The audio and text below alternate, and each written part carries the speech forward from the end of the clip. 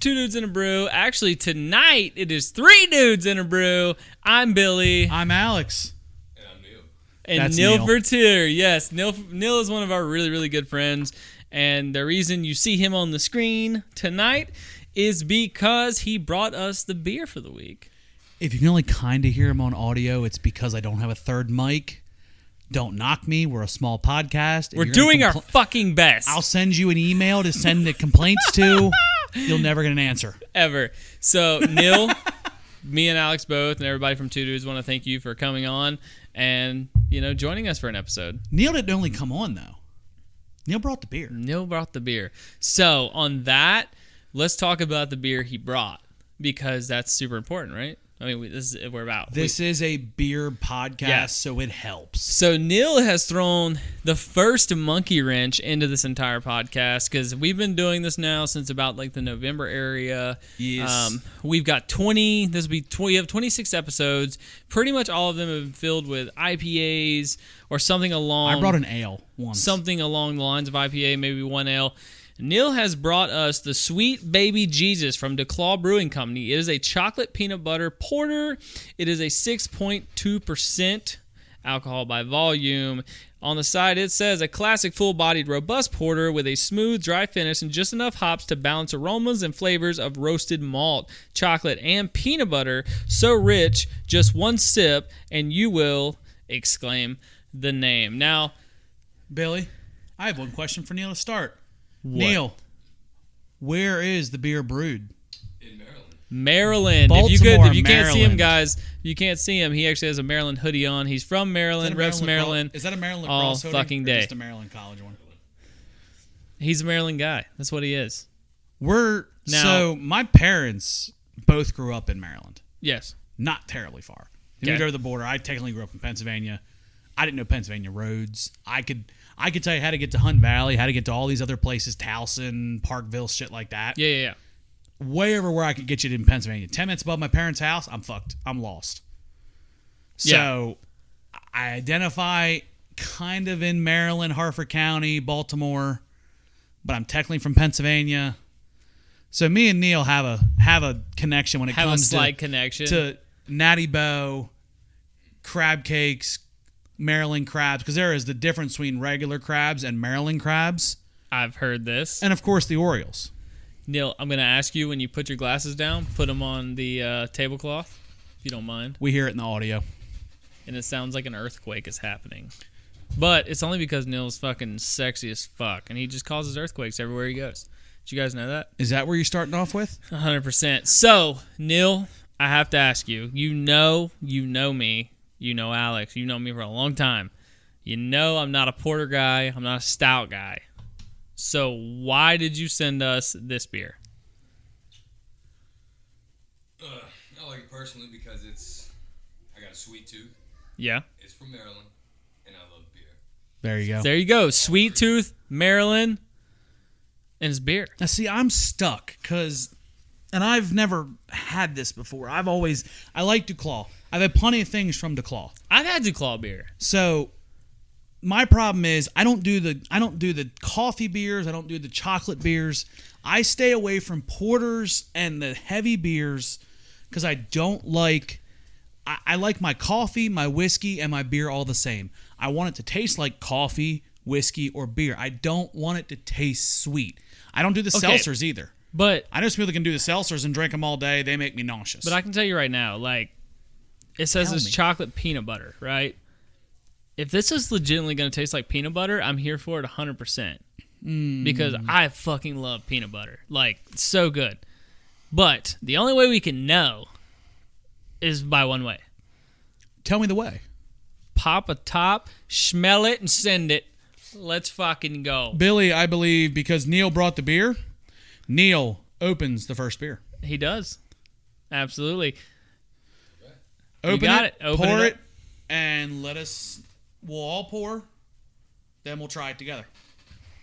Neil, There he goes. you can't give any pins on the beer because Popping you've it had top. it several times. He popped his top. Yeah, I'll take it. Either way, yep.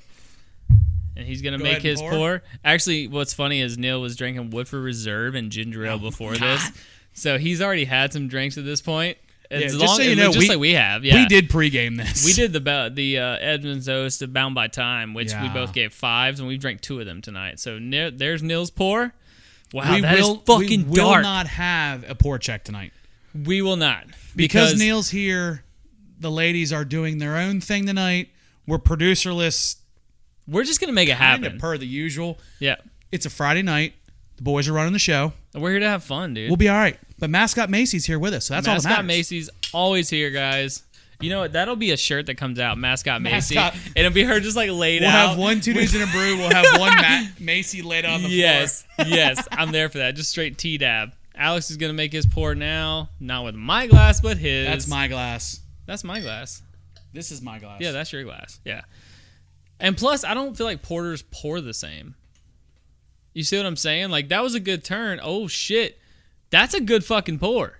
Oh, it's creeping. No, that's a good one.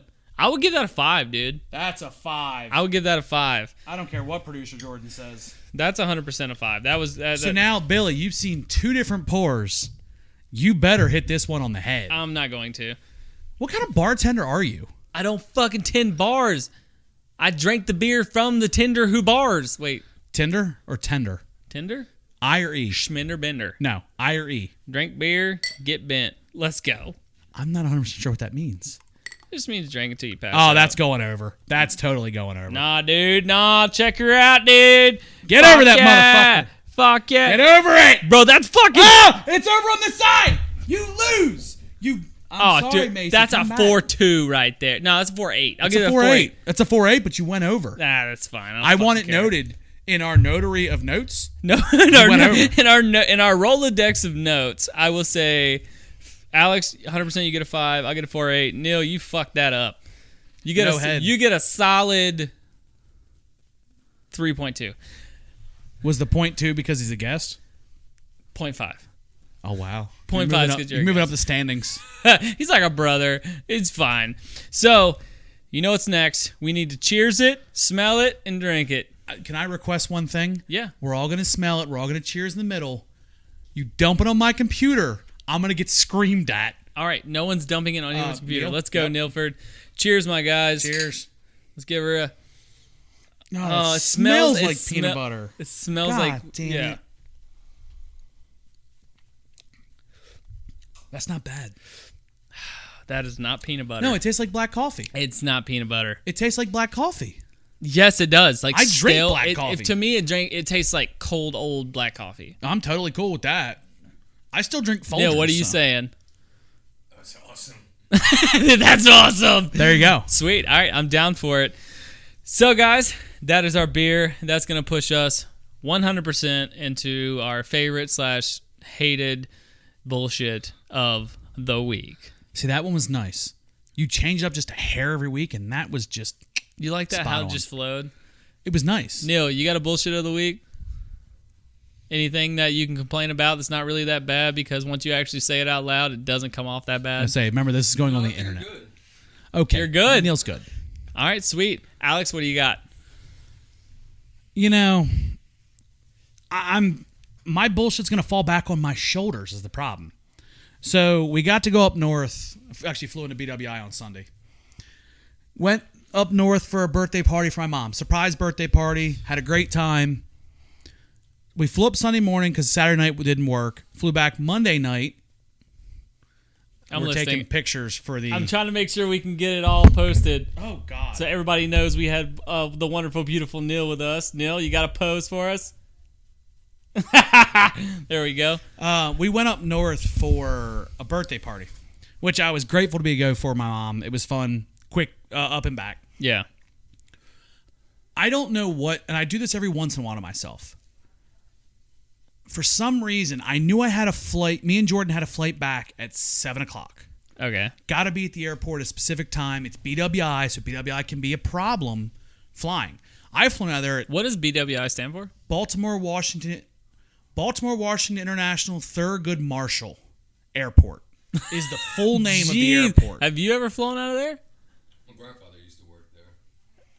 So Baltimore, Washington's because it's literally right between the two. Okay. Internationals because the international airport. Yeah. Thurgood Marshall, I'm assuming, are two people. I think that's one person. It could be whoever it is. The names mean you put a shitload of money into the airport, so your name's on the building now. That's the way it goes. Just like any football stadium, any basketball stadium, anything. If your name's on the building, you spend a shitload of money. I looked up Thurgood Marshall. Yeah. And was an American lawyer and civil rights activist who served as Associate Justice of the Supreme Court of the United States from October of 1967 until 1991. And he was Marshall was the court's first African American justice. That explains why it's at Baltimore, Washington. Yeah. So that's who it is. Flew out of there. I knew we had a 7:30 flight, which in my mind means, because I have TSA pre-check, I paid for it because I travel so much. Yeah. Jordan does not. We got to be at the airport by 6. I don't know what in the hell told me that it would be okay to go to dinner at 3:30 and we'd make it, because we're still 40 minutes from the airport at that point. Yeah, you're cutting it close. You're talking about getting to dinner at 3:30? Yeah. And then at least eating dinner. At least 30 minutes from when you get there to get food and start eating. I usually justify an hour. So we knew we had to go because ever since the girl used to buy the frozen crab cakes from Walmart and eat them and say they were good. Here in North Carolina, yeah. Now, Neil, you have your roots in Maryland. Is there anything like a Maryland crab cake? Nothing. Is there anything close? Is it even frozen correctly? Tastes like a fresh crab cake. No. Thank you. That's something from Maryland. Okay. Every state has different things. Chicago, Chicago's not a state, but Chicago has... Illinois, yeah. Yeah, they have pizza. New York has pizza. Philly has... Philly cheesesteaks. Baltimore, we do crab cakes. Carolina, we do barbecue. Exactly. You come to Baltimore for crab cakes. There's a beer at Camden Yards that literally, it's a Botini. They take Natty Boh beer, put the top of it and rim it like a margarita, the top of the beer can, with Old Bay. Then they put pieces of crab cake on it. That's a Botini at the Yard. All right. So, she's a snob now. Ever since we got she's got to have Maryland crab cake. She's got to have Maryland crab cake. Every time we go home, we end up somewhere where we're getting crab cakes that are good. I literally drove through Maryland one time, and it was a short pass because I was coming from Syracuse, and I was driving straight through back to North Carolina. So it was like this small gap of Maryland. I didn't get to see. The sad thing is, Neil, I know exactly where he went. He went down 95. Yeah, I do. He's on 95 and just past 695 all the way down until he picked up Virginia. Yeah. I was in Maryland for all of an hour. Not even an hour, probably like fucking 30 minutes. It's a straight cut down. Oh yeah. So we went to dinner, met my dad after work, and we left, and the whole time I'm staring at the GPS going, dude, we're going to miss this flight. I told her, I said, we're going to miss this flight. And she's trying to tell me we're going to be okay. Just get, I'm hauling ass through traffic. Yeah. Well, what I fucked up, too, is most airports have their rental car place on property. Yeah. Until you get to these bigger airports like a DFW, like a JFK, they've gotten so big, they've moved the rental car facility off property. Okay. BWI is a 10-minute bus ride off property. That's fun. So we bypassed. I was in a no-win situation here. Yeah. Got to make this flight, because we don't make this flight, I got to go to work tomorrow. I don't know if I can get a flight out of here tonight. Yeah. Bypassed getting fuel in the car. If you run a rental car, you're refuel gonna have to pay for it, that extra fuel, because dude. It's not just whatever $2.79 a gallon or whatever it is. Yeah. It's $4 or $5 a gallon, because they're going to make their money on having the inconvenience of them having to refuel it. Yeah. Oh yeah. At that point, I accepted it. We're already going to pay $7-8. Ended up paying like $15 to refuel it because we didn't have it that long. Fine. Got there. Jordan has to pee. Now, it irritated the shit out of me because we're in a rush. Of course, Jordan has to go to the bathroom now. Well, it sucks to pee on an airplane anyway. I know, but I just wanted to get through TSA. As soon as we were through TSA, I feel better. Yeah, that's the big thing. Once you get through TSA, you can kind of work it. But I know she's not feeling good because of her allergies. She's doing stuff for my family, so I can't say a whole lot. Fine. And we're waiting on a bus anyway. The bus wasn't there, so whatever.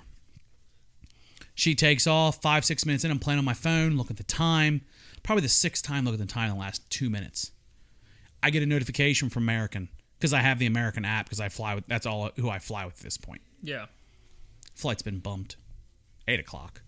Nice. We're an hour delay in. I was like, It's not even the idea of having to pay for the fuel in the rental car, because I accepted paying for the fuel in the rental car. It was going to happen, yeah. It's the principle of I paid extra because I let myself get ahead. I looked at the radar in Charlotte. I knew there was a storm coming through Charlotte. I knew that plane wasn't coming off the ground on time because they will not take a plane off into a storm. No, They'll sit, let that storm pass, and then send the plane. Yeah. Because it's customer safety. Absolutely. But I let myself get in my head. And, we were there easily. By the time we made it through TSA, we'd have made the 7 o'clock flight. It's just the nerve-wracking, because you always do pre-check, which actually, this ties into my bullshit, so. I mean, I literally show up at the airport of Charlotte Douglas. I have a time where I book my flights at specific times, knowing when Charlotte Douglas gets slow. Yeah. I book my flights, and I show up half hour before the flight. The airport always tell you 2 hours. 2 hours, be there. Show up 15 minutes before. You're through pre-check, I'm through pre-check, and I'm at the plane 10 minutes early. It's like, what time did you guys get here for this 6:30 in the morning flight? I got here 15 minutes ago. Yep. But I paid. Pre-check get to pay for. They have my fingerprints. I got all my information. They got it anyway. So why not make it useful? Yeah, absolutely. But I hate when I get in my own head about that little stupid shit. I don't know where I got the time from. The time screwed me up. That's my fault. But it is what it is. Billy, you claim your bullshit of the week ties into mine. It does. Tie it in, goddammit. I had to travel for work this past week. And that's the thing I wanted to talk about, because not to cut you off. Yeah, you're fine. We switched seats. We did. I travel pretty much every week. Not every single week. But much. I'm pretty damn consistent. Like 32 weeks a year or something? 32 to 35. I just added another one on. I'm going to Detroit in June now. Yeah, so we swapped seats. I stayed home. And I went. You traveled. So I traveled for work. I work for Mercedes-Benz, so I was traveling to Jacksonville to do some training. Well, first of all, I get to the airport. I try to get through TSA, and I always get there early too. Like I get there, I always, because I don't have pre-check, because I don't need it. So I get there, about 2 hours early, like they say, and I'm going through TSA, and they do the scan on my body, take my fucking bag. Next thing I know, my bag is going to bag check, and I'm getting fucking scanned and patted down. You're getting cavity checked. Because they're like, you have a weapon on your right ankle. And I was like, I was wearing sweatpants, like zip-up sweatpants. News to me! And I was like, the zipper on my ankle. Like, I was wearing socks, slides, sweatpants, and a T-shirt. Well, then, once I get through that, they're doing my bag check. And, I'm a military guy. Mm-hmm. I roll everything. I ranger roll everything. Tyler taught me to ranger roll. To a T. I can pack some shit in a bag if I ranger roll. So I packed 4 days worth of shit in one bag, carry on, done. They go through my whole motherfucking bag and then turn and like try to hand it back to me all fucked up, and I was like, fix my bag. I was like, don't fucking hand that back to me. Fix my bag. Half cocked, yeah. Yeah, and honestly, I didn't think they were gonna. I thought they were gonna be like, fuck you. But then they pulled my wallet out and they found my military ID. Mm-hmm. So the lady, she was, I guess, former military. She put it all back together. She was like, sorry about that, Sergeant. No big deal. I was like, well, I'm out of the military now, but thank you for recognizing the rank. I appreciate it. So anyway, Jordan hates when I go to the airport. Yeah, I fly with a laptop. Oh yeah, an iPad. So I had to pull all that shit out and put it in different bins. A full-size book bag. Yeah, I have my laptop too, but they get pissed. We fly. The flight's kind of shitty. We hit a storm. I had a crazy lady next to me, like having a panic attack. But good times. Whatever. We got there, and I get to my loading station to get a shuttle back to the hotel. I'd already called Friday and been like, hey, do you guys have a shuttle? Yeah. And they said, yeah, absolutely. We have a shuttle to the hotel. We have a shuttle to the campus. Which happens a lot when your company sets up a whole deal with the hotel. They expect people to fly in and then pick them up. I fucking call when I get there. They're like, oh, we don't have a shuttle because of COVID. And I was like, I lost my shit. I was fucking pissed. I was like, you better send some motherfucker now. I'm with Mercedes-Benz. Better blah, blah, find blah. that Next thing I know, a fucking black Cadillac pulls up and takes me. But that's not really my bullshit. My bullshit was Monday when I went to school. School was going great. I'm learning a lot. We leave for lunch about 11:30. Well, one of the guys that was there with me was like, let's go to Five Guys. I was like, sure, let's go to Five Guys. Go, pay $17 fucking for a burger, fries, and a drink. You're in the city, dog. Yeah. So I get it, eat it. It's delicious. Didn't really taste anything off. By 3 o'clock, I was pissing out of my ass. Perfect. And I pissed out of my ass for 3 fucking days. And the guy that went with me didn't even show back up for class, which means he was gonna have to pay for his whole trip. So I was like dead because I got to kind of celebrate Cinco de Mayo. Yeah. Like I kind of cleared up by Wednesday, so I like went to the bar, but I took it easy. I was drinking Lagunitas. Oh, so you're doing like the bounce back. Yeah. I'm still drinking, but I'm not 100%. Yeah, so I was drinking Lagunitas or whatever. Had a good time, got a lot of training done, and it kind of turned into a fuck yeah of the week because my flight was scheduled for like 8:15 that night. I got to the airport actually at like 2:30 because we got out early. I didn't know it. So I ran to TSA, got through TSA. TSA had to go over my bag like 5 times because I packed so much and it's so tight they can't get a clear view. And so finally they get done, and at this point it's 3:15. I take off running down to gate C10 in Jacksonville. Yep. Just fucking hauling ass. And I get over there and I look at the lady. I'm like, please, there's a 3:45 flight back to Charlotte. Can I get on standby? Like, I'm here early. Please put me on standby. She's like, okay, honey. That's no problem. I was like, fuck yes. So the flight's not over yet. You're on standby. Yeah, so she puts me on standby. Well, she's like, you'll know something in about 10 to 15 minutes. And I was like, all right, cool. So I sit down, and about 10, 15 minutes goes by, and she comes over the intercom. She calls like 4 names. It's not mine. And I see people walk up, and I see boarding passes get handed out. I'm like, God damn, I'm gonna, like, maybe I can get on the 5:45 flight. So I'm sitting there, and it's like 10 minutes later. They're already boarding. Yep. And I hear, like, passenger Edwards, like, come up to the desk. So I go up to the desk, and she goes, it's your lucky day. Do you mind being on the one of the exit rows? Deal. Done. And I was like, fuck no, let's go. Puts me on the exit row. The exit rows are nice seats. First of all, it's American Airlines. Yep. This plane is gigantic. Like, it's big. It's a nice one. Oh, it was an international plane is what it was. Yeah, it was humongous. Like, we had to load, like, not tarmac, like, because the first plane I rode on was like a sardine can. I had to load on tarmac. Oh yeah, those are fun. Yeah, so this you feel one, every bump of the flight. So too. this one I loaded on, sat down. First of all, I don't know if you know this, but the exit row has the most leg room, even more than first class. It does. So, dude, because you're expected to do a job. So I was able to come home early, see my wife, see my kids, enjoy time with them. So that kind of was kind of the fuck yeah of it, but also the bullshit of it was the food poisoning. So my question is, because now that we, you have the experience before, our experience is a little different. The living in and out of a bag at a hotel in a random city. I hate it. You hate it? I don't like it. I don't care for it as much as I used to. Like when I was single, it was what's next? And that's when I was still driving the truck. Yeah. So it was, we're done on Sunday. Pack that sumbitch up. Let's drive off in the night. All you're going to see is taillights. I'm hauling ass in the night. Or I'm getting up at 3, 4 in the morning, and I'm driving out there 5 in the morning. Yeah. Now it's like, I have a really good home life. I actually like my house. So I like it to be sucks home. to be gone so long. It doesn't suck because it's still part of what I do. It's part of racing. We don't have a home field. We don't have like other sports have.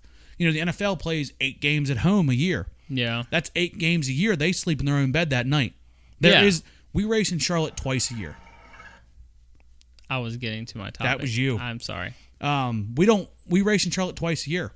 The other 34 weeks a year, we're on the road. Yeah. That means you're going back to a hotel. Mm-hmm. We're eating dinner somewhere. I think that's why I like to cook so much too, because I don't get to cook for myself very often. So you like? So I enjoy when I'm home and I can cook my own shit. So you're still in the idea that you prefer your 8 to 5 coming home every night in your own bed. Oh yeah, 100%. I enjoy that much more. It's just consistent. I like consistency. You don't miss playing with the airport? Fuck no. I have the airport down. I park at Park and Go, ride the shuttle in. I do not park at the airport. I get dropped off. Oh, I'll park at the airport. I don't want to fuck around with it. Just easy. It's easy. I got it down to a system. Yeah, I don't care for it. I can tell you when I get off a plane, what my bag check is probably going to be based on the flight I was on. Yeah. and where I need to go to get the shuttle back because the shuttle's always the same place. Yeah. It's scary. But, Billy, we're rolling. We're eating time. Neil's with us. What is our next segment? Would you rather? Can you explain the rules of Would You Rather? Neil, you're going to be involved in the Would You Rather this week, too. You absolutely are. The rules of Would You Rather is basically it's a question that's been pulled by our producer, Albany. We have not seen it, do not know what it says. We're going to read it live on air for the first time. We have to answer the question, but we have to... Show your work. Yes. Why do we have to show our work? Because this is a podcast. If we didn't show our work, you give one-word answers, we'd have no content, and this would suck! It would be like a 4-minute podcast, and that goes nowhere. So, Neil, do you understand the rules? Sure. Billy. He said, sure. Fuck yeah, let's go. If anybody wants to send us a Would You Rather, Neil, this includes you. If you have a Would You Rather, where can they email it to? Twodudesandabrewpodcast@gmail.com. Send it to our Facebook Messenger. Comment on it. Send it to our Instagram if we have one. TikTok. Text us. We have shit. Get in contact with us. Send us one. We'll use it. We've used ones before. Absolutely, and we will do it always. So, on that note, Billy, this week's Would You Rather. Give it to me. Here we go. Would you rather accidentally send a naughty picture to your mom or to your boss? Oh, that's a good one, dude. So would you rather send a dick... Wow. Let's just go ahead and say it. Would you rather send a dick pic to your here. mom Yeah. or to your boss? Neil, we're saying like your prior work. Neil is a stay-at-home dad right now because of COVID and some bullshit. But your boss. Neil, do you want to go first or last? I don't care. What do you guys want to do? Billy, thoughts?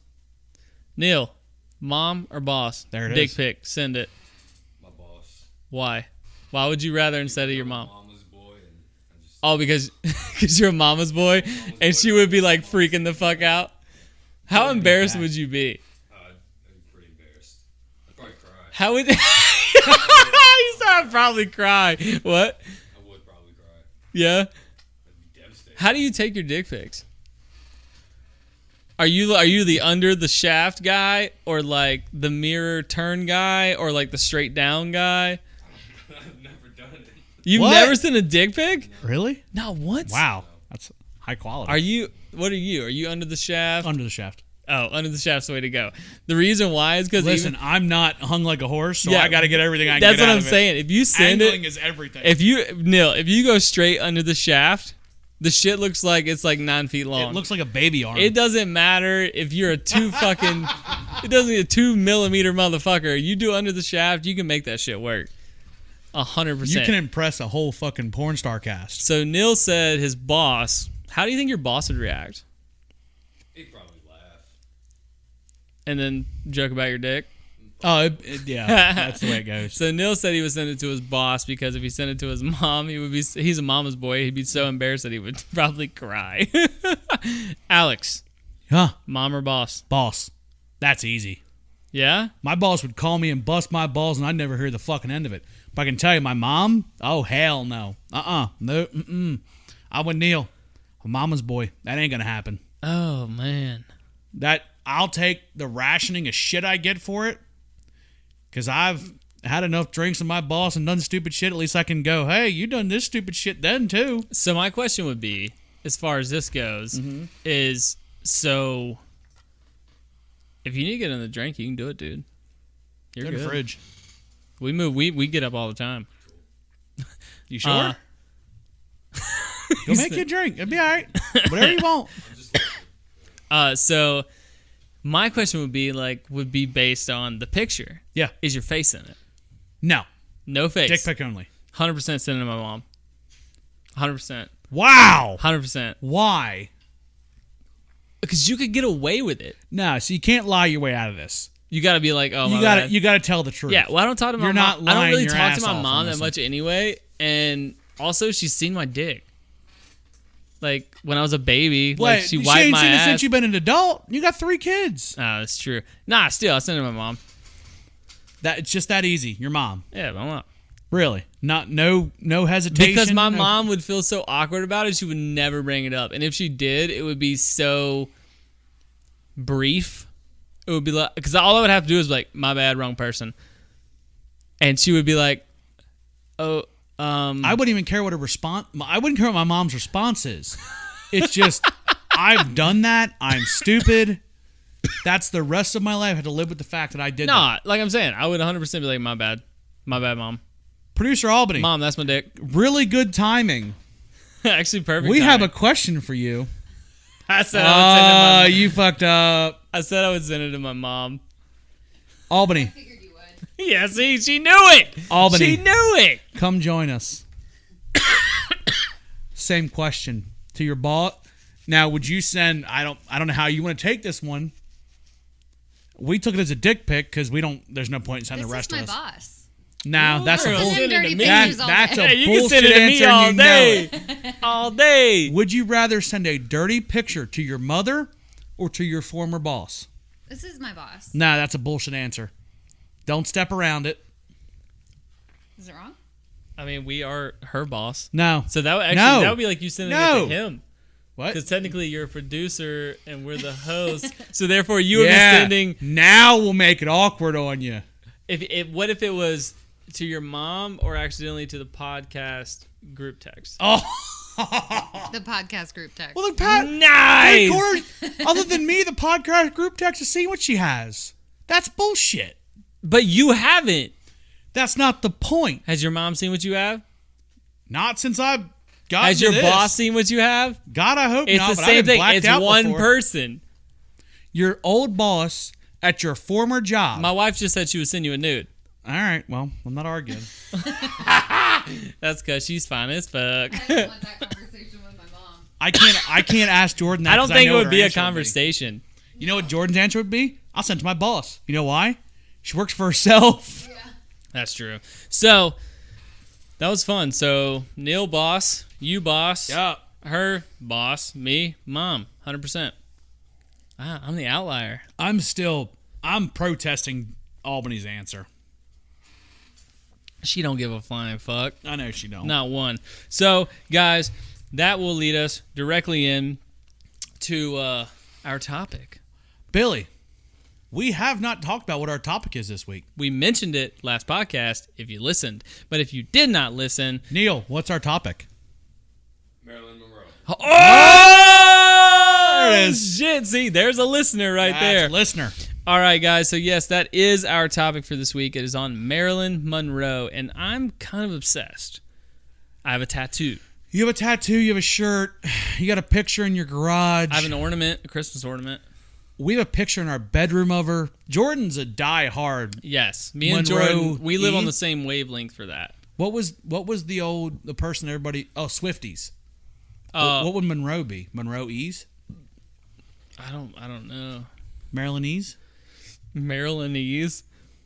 Actually, that goes so well. A Maryland beer. We're talking about Marilyn Monroe, bro. Let's go. That's why I mapped it out this way. That's so fucking cool, man. I did it in my production Shut the meeting fuck by up, myself at my bitch. house today. While you were taking a shit Twice today. twice. Two good ones. Nice. We're gonna talk about Marilyn Monroe. She obviously is an idol for a lot of people. What's JFK have to say about her? We'll get into it. We're gonna cover basically kind of the life of Marilyn Monroe. We're gonna Neil. cover like her. Go get a drink. Neil's going to get a drink now. He will be back in just a second. Go. Go. You can go. You can cross through. You're fine. Yeah. So Everybody walks in front of the camera. we're gonna talk a little bit about her life, kind of like how she got her jump to stardom, and then her death, There should be bottles in there. her sad death, and they're at the bottom of the second row. Second row, left side. Yeah, Yep, there's there you only go. one. Yeah, there should be one. There you go. And then we'll get into some conspiracy theories about her death. Now still is known to be one of the most beautiful women to ever. She brought sex to the screen, basically. She was the sex icon. That's what I thought. Yeah. Okay. And she didn't have to be, no offense to anyone, but like she didn't have to be 90 pounds. No, she was- and she 7 was- foot tall. She was one of the ones that basically said, "I'm going to eat what I want. If you don't like it, don't look." Exactly. So I love that time era. I love the look. I love pretty much everything about it. Like Marilyn Monroe, Audrey Hepburn, James Dean, Yeah. Elvis, like you name it. That era for me is the shit. The 50s, early 60s is your time. I mean, you were a Peaky Blinders, even though Peaky Blinders was based in the 30s and 40s. Yeah. That's your time. So, Marilyn Monroe, my lady, my woman, my everything. Don't let your wife know. Born and raised in L.A., Monroe spent most of her childhood in foster homes and an orphanage, and actually married at the age of 16. I think I started too early. There we go. She was born Norma Jean Mortensen, June 1st, 1926. Oh, yeah, it was unknown. So it was either June 1st, 1926 to August 4th, 1962. She was... Oh, my God. She died on August 1st, 1962. Sorry, I've had a lot of beer tonight. So, born June 1st, 1926. Died August 4th, 1962.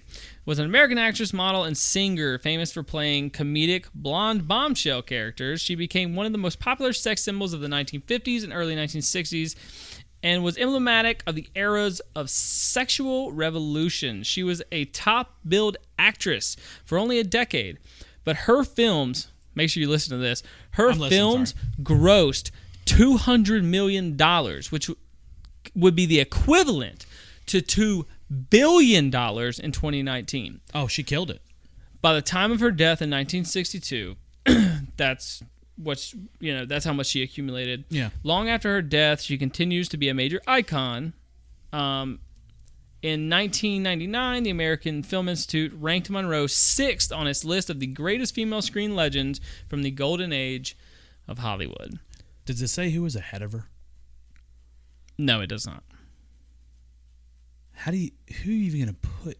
Who's even in that conversation? Audrey Hepburn, maybe?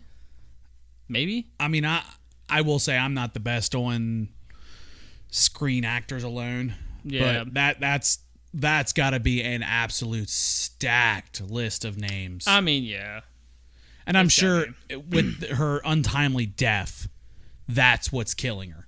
If she'd have lived a full life, oh, fuck yeah. she's far and beyond. Yeah. I mean, she's like Betty White. I mean, everybody jokes about Betty White, but you hear women talk about all the time that Betty White's the OG. Betty White is the fucking OG. I mean, she's the one. She's the name you hear. Yeah. Go ahead. Born and raised in L.A., Monroe spent most of her childhood in foster homes and an orphanage and married at the age of 16. She was working in a factory during World War II when she met a photographer from the first motion picture unit and began a successful pinup modeling career, which led to short-lived film contracts with 20th Century Fox and Columbia Pictures. After a series of minor film roles, she signed a new contract with Fox in the late 1950s. Over the next 2 years, she became a popular actress with roles in several comedies, including As Young as You Feel and Monkey Business, and in the dramas Clash by Night and Don't Bother to Knock. She faced a scandal when it was revealed that she had posed for nude photos before she became a star, but the story did not damage her career and instead resulted in increased interest in her films.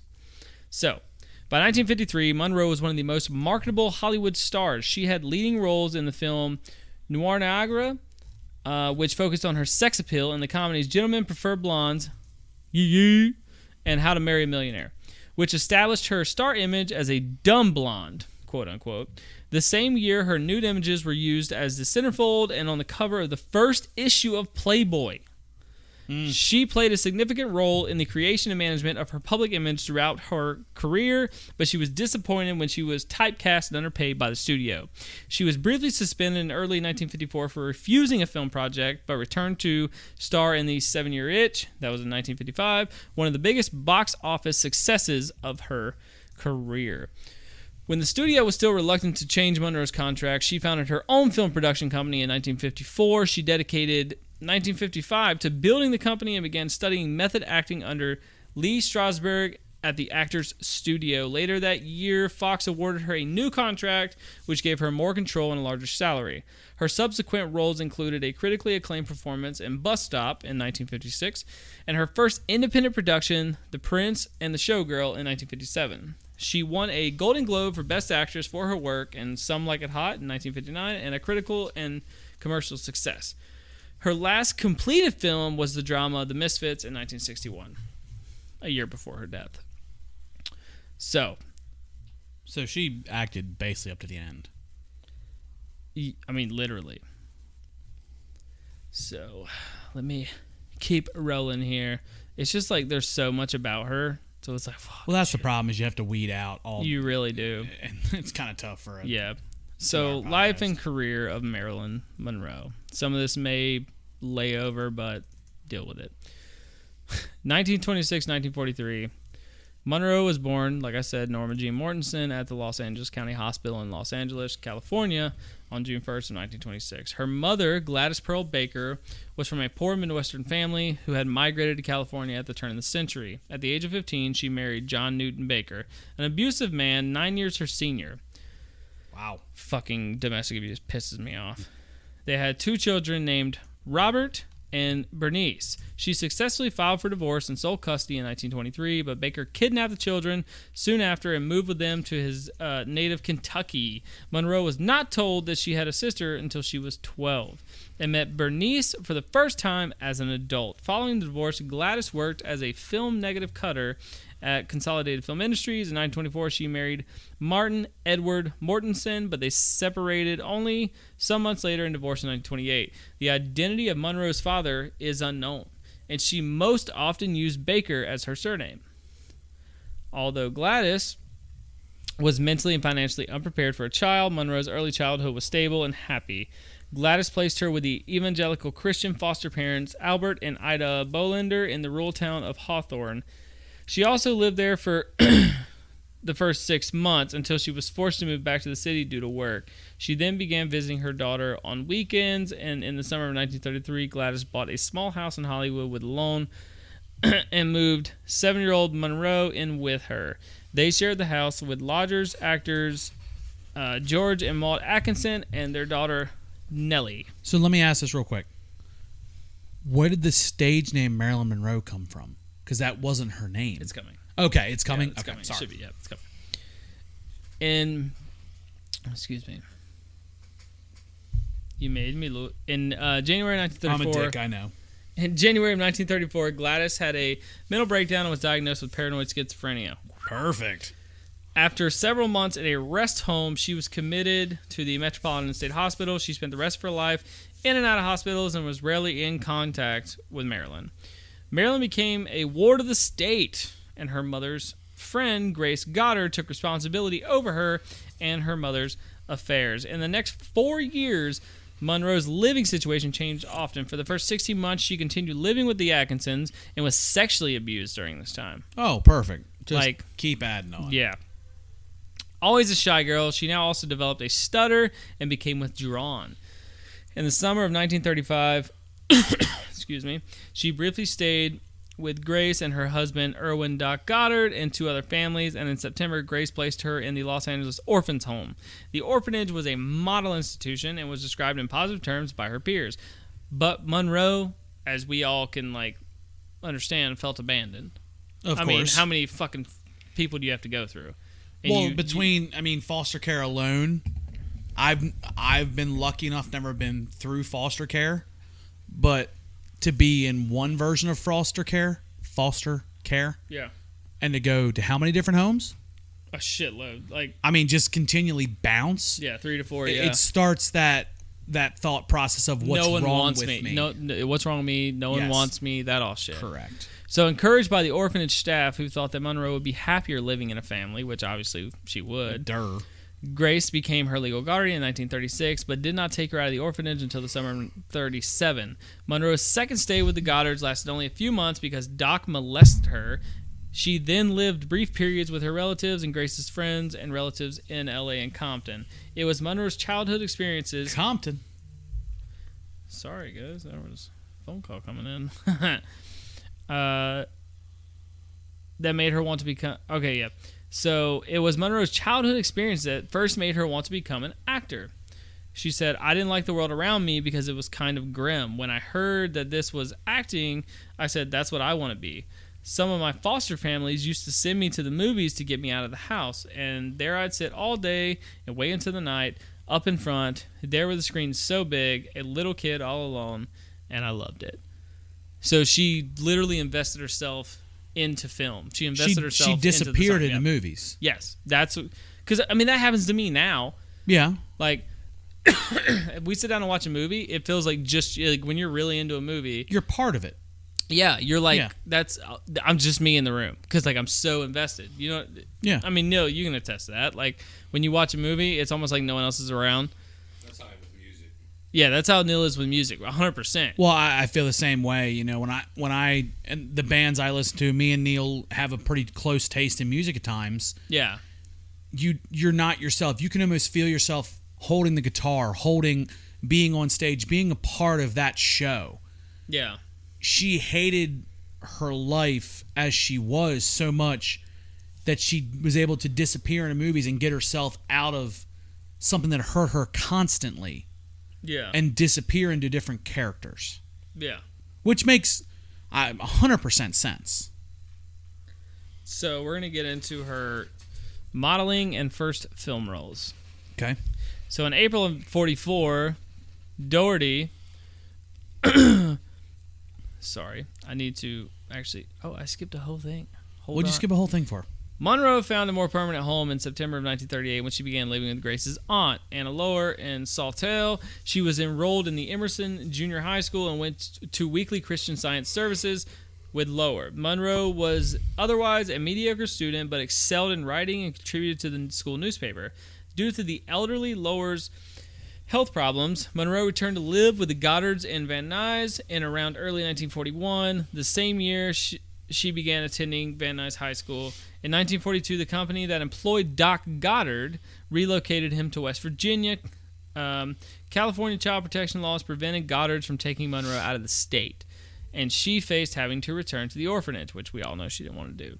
Correct. As a solution, she married their neighbor's 21-year-old son, factory worker James Doherty, on June 19th, 1942, just after her 16th birthday. So she was married at 16.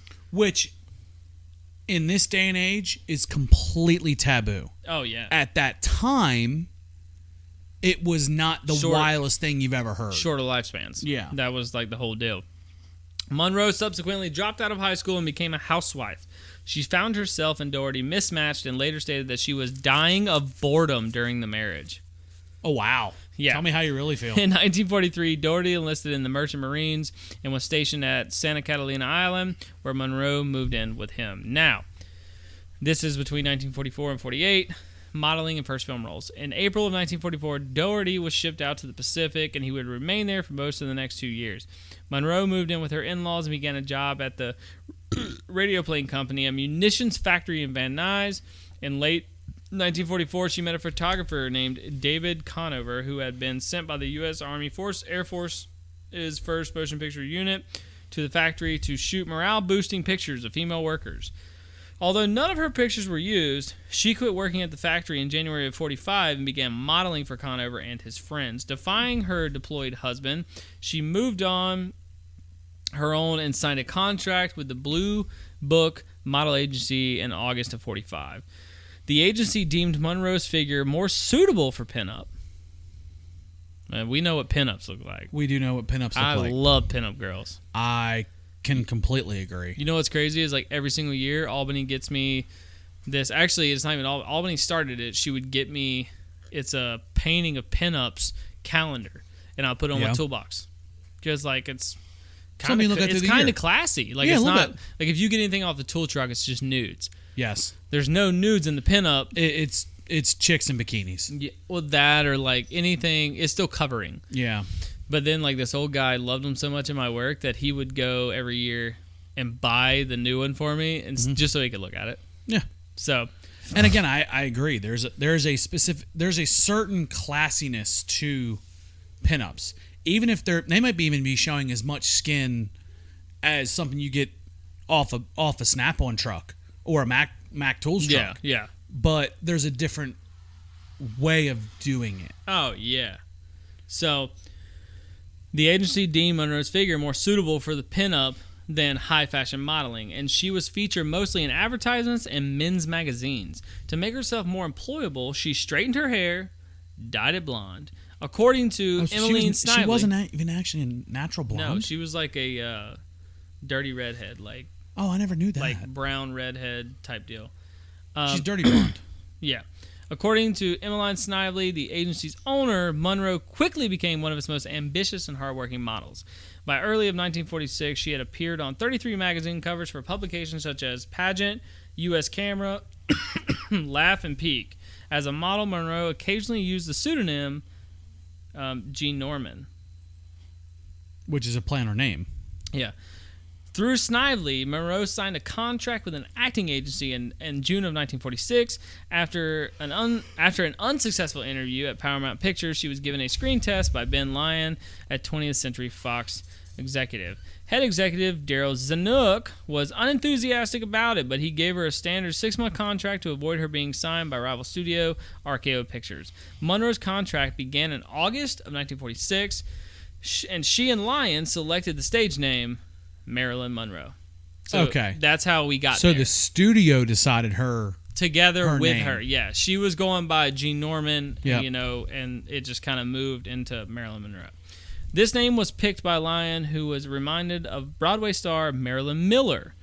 The Okay. last was Monroe's mother's maiden name. Okay. In September of 1946, Makes she sense. divorced Doherty, who was against her career. Monroe spent her 6 months at Fox in learning acting, singing, and dancing, and in observing the filmmaking process. Her contract was renewed in February of 1947, and she was given her first film roles, bit parts in Dangerous Years and Scudda Hoo, Scudda Hey. The studio also enrolled her in the Actors Laboratory Theater, or Laboratory Theater, Dexter's Laboratory. an acting school teaching the techniques of the group theater. She later stated that it was, quote unquote, my first taste of what real acting and a real drama could be, and I was hooked. Despite her enthusiasm, her teachers thought her too shy and insecure to have a future in acting, and Fox did not renew her contract in August of 1947. She returned to modeling while also doing occasional odd jobs at film studios, such as working as a dancing pacer behind the scenes to keep the leads on point at musical sets. So she wasn't actually on stage. She was just to keep pace with the tempo. Exactly. Okay. Monroe was determined to make it as an actress. Yeah, you were, baby. And continue studying at the Actors Lab. She had a small role in the play Glamour, preferred at the Bliss Hayden Theater, but it ended after a couple of performances. To network, she frequented producers' offices, befriended gossip columnist Sidney Skolaski, and entertained influential male guests at studio functions, a practice she had begun at Fox. She also became a friend and occasional sex partner of Fox executive Joseph Schneck. Joseph Shank. Who persuaded his friend Harry Cohn. I can't with these fucking names, dude. Harry Cohn. It was a different time. The head of executive of Columbia Pictures, to sign her in March of 1948. At Columbia, Monroe's look was modeled after Rita Hayworth, and her hair was bleached platinum blonde. She began working with the studio's head drama coach, Natasha Lightis, who would remain her mentor until 1955. Her only film at the studio was the low-budget musical Ladies of the Chorus, in which she had her first starring role as a chorus girl who is courted by a wealthy man. She also screen tested for the lead role in Born Yesterday, but her contract was not renewed in September of 1948. Ladies of the Chorus was released the following month and was not a success. I mean, plenty of actresses have roles that didn't make it. That's not their, all of them do. All of them. You're right. I should say Johnny all of them. Depp has roles that were shit. Say, didn't Clooney have 6 or 8 of them that were terrible movies before he got ER? Mm-hmm. And ER was the one that put him on the map. Yeah. So, 49 to 52, these are her breakthrough years. Okay. So this is when we actually come to light with Marilyn Monroe and who she was at the time. When her contract at Columbia ended, Monroe returned again to modeling. She shot a commercial for Pabst beer and posed in artistic nudes. Pabst Blue Ribbon. Oh, man, I know. I can't drink it. I can't. It gives me heartburn. I get fucked up on that shit. I can't do it. And posed in artistic nudes for John Baumgarth calendars using the name Mona Monroe. because so still playing. somebody else owned the full Marilyn Monroe, so she changed it just a hair to be able to continue it. Probably, yeah. Monroe had previously posed topless or clad in a bikini for other artists such as Earl Moran and felt comfortable with nudity. Me too, baby. Shortly after leaving Columbia, Loves her. she also met and became the protege and mistress of Johnny Hyde, the vice president of the William Morris Agency.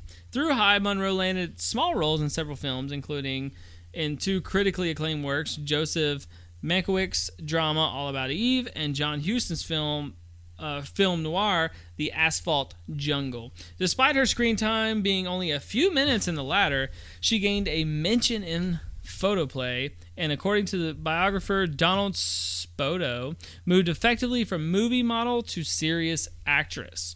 December 1950, Hyde negotiated a 7-year contract for Monroe with 20th Century Fox. According to its terms, Fox could opt to not renew the contract after each year. Hyde died of a heart attack only days later, which left Monroe devastated. So we're seeing how now she got her 15 minutes of fame. Yeah. You know, she got her few minutes of fame, and she took it and she turned it into a career. She elevated it. Yeah. She fucking rocket, boom, to the moon.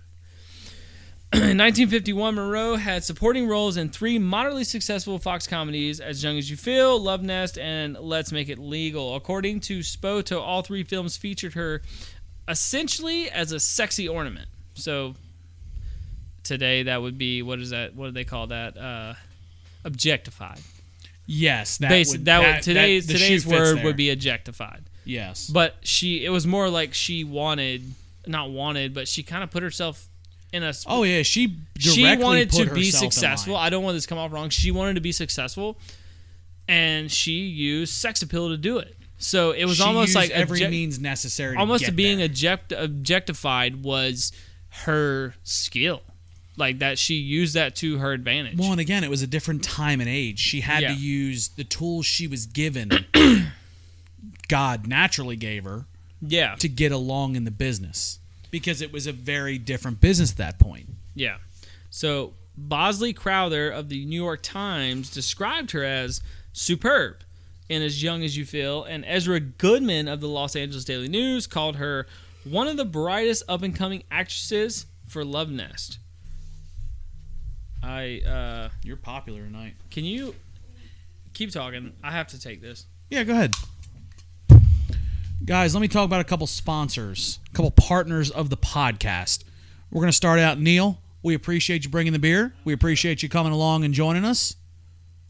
Jordan, thank you for rejoining us. Okay. Producer Jordan has taken her spot, as per typical. Let's start out with Zach Fowler Racing. Zach Fowler Racing is an iRacing as well as a super truck team out of Concord, North Carolina. Zach has run Bandoleros, started racing in Maryland when he was about 5 or 6 years old. Ran a bunch of WK through go-karts, moved to North Carolina and got involved in U.S. Legend Car Racing through the Bandolero Series. Zach's done a hell of a job. I've been personally involved with it. Zach has ran competitively, consistently. Moved up this year to a super truck. We're going to run at Hickory Motor Speedway this year. He's on tap for about 5 or 6 races so far this year. Looking forward to that. It's going to be a good bit of fun.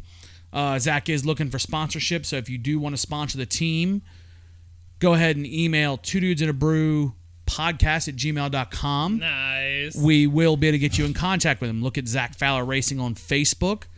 Zach also runs on iRacing. Ran the ESRA Thursday Thunder Series last year. He was the youngest competitor in that series last year. We were just hoping to make some laps, run consistently, run well. Zach ended up winning the championship and 3 races. Again, this is running with full-grown adults. This is not just goofing around with a bunch of other kids. It's not your run-of-the-mill. He ran very well. Very proud of him. Very skilled driver. Hoping he can get to the next level and continue to race next year. Billy, you want some Ultimate Plumbing? Absolutely. We want to thank Ultimate Plumbing for being an awesome sponsor out of Mooresville, North Carolina. You can get all of your plumbing needs from the 5-star company. Again, it is Ultimate Plumbing out of Mooresville, North Carolina. They do service from Charlotte to Hickory, North Carolina area. The phone number is 704-892-5843. Again, the phone number is 704-892-5843. Call, make sure if you use them and you heard it from us, let them know you heard it from us so they can verify that, put that on the ticket, because it helps us out. It helps us keep sponsors, and that's what we want. So it's just one small business supporting another. Billy, let's get back at it. I do apologize. But, Army Brothers call, you got to answer that call. Always answer He's called me 3 times, and I was like, oh, I have to answer the third call. Yeah. I can't be that guy, Nah, you got to answer it. Sweet. Let's get back to my baby, Marilyn. I'm sorry. I just, she's everything to me. She's my life. Her popularity with audiences was also growing. She received several thousand fan letters a week and was declared Miss Cheesecake of 1951 by the Army newspaper Stars and Stripes. Yeah, dude, fuck yeah. Miss Cheesecake? Miss Cheesecake. That's the name they came up with? Look, yeah. I'd eat her up too. I ain't lying, dude. I like cheesecake, Good as but shit. damn, that's rough. Reflecting the preferences of soldiers in the Korean War. In February of 1952, the Hollywood Foreign Press Association named Monroe the best young box office personality. In her private life, Monroe had a short relationship with director Elia Kazan and also briefly dated several other men, including director Nicholas Ray and Yul Brynner and Peter Lawford. In early 1952, she began a highly publicized romance with retired New York Yankees baseball star. Do you know? Joe DiMaggio? Absolutely, it rhymes. Joe DiMaggio. That's what I thought. One of the most famous sports personalities of that era. Monroe found herself at the center of a scandal in March of 1952, though, when she revealed publicly that she had posed for a new calendar in 1949.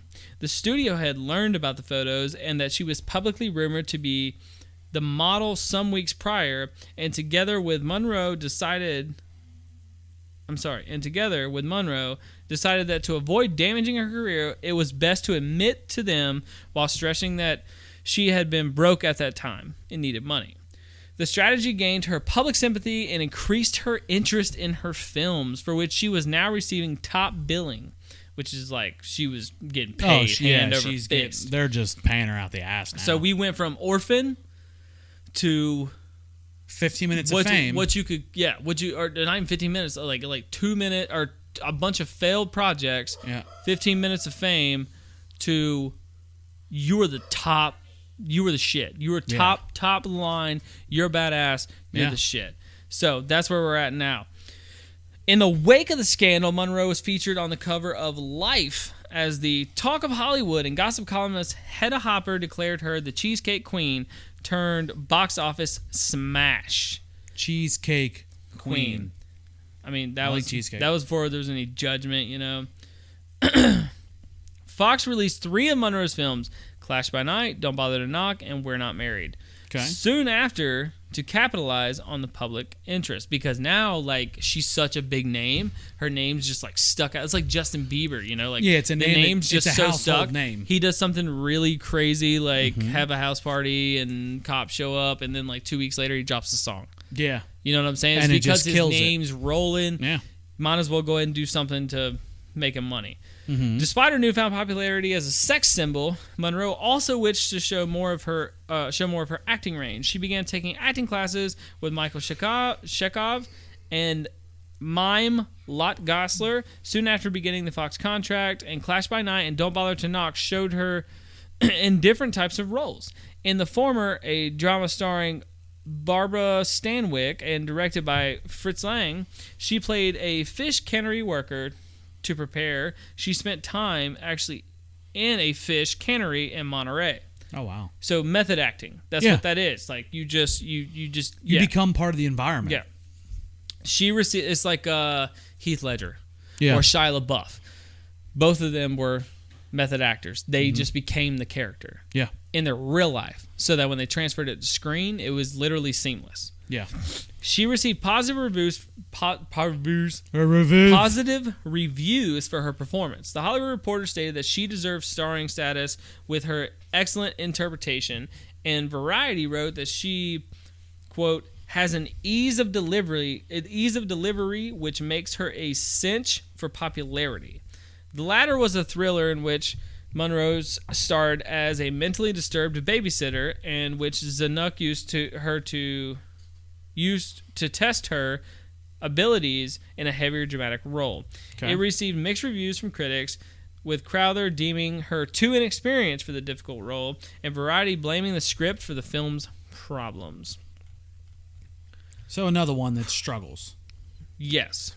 So it struggles, but it doesn't, and it doesn't get blamed on her. Yeah. It get blames on everything else. So she's still top billing, top of the notch, but everybody blames everyone else. We're all shooting around her. Monroe's 3 other films in 1952 continued with her typecasting and comic roles that focused on her sex appeal. In the movie We're Not Married, her role as a beauty pageant contestant was created solely to present Marilyn in 2 bathing suits. Sex sells. Wait, at the same time? Or like No, 2 different bathing suits. Yeah. Oh, okay. Basically, at that time, to wear a bikini, even a bathing suit, it's just sex. Yeah. Sex sells. It does. According to its writers, Nunnally Johnson in Howard Hawks' Monkey Business, in which she acted opposite Cary Grant, she played a secretary who is dumb, childish, blonde, innocently unaware of the havoc her sexiness causes around her. It's so corny. It is, but I think in that time with movies, we weren't so overrun by movies, Yeah. so it definitely would fly. Yeah. So during this period, Monroe gained a reputation for being difficult to work with, which would worsen as her career progressed. She was often late or didn't show up at all, didn't remember her lines, would demand several retakes before she was satisfied with her performance. Her dependence on her acting coaches, Natasha Lytis and Paula Strasberg, also irritated directors.